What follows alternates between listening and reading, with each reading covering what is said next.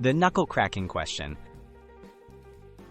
Is cracking your knuckles dangerous?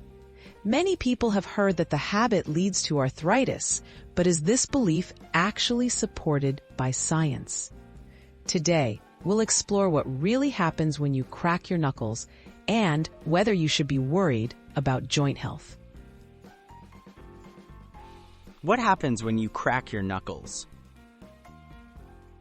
The popping sound from cracking your knuckles comes from bubbles forming and collapsing in the synovial fluid that surrounds your joints.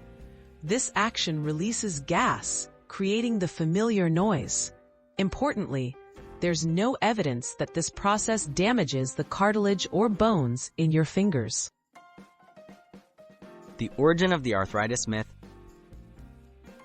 The idea that knuckle cracking causes arthritis has circulated for decades, often as a warning from parents or elders.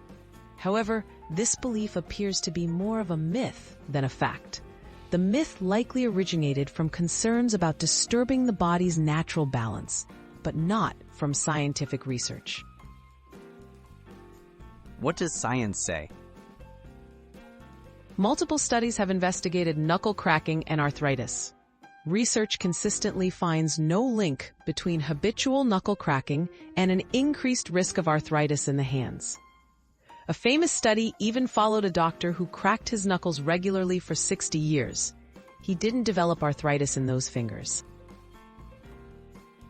Are there any real risks?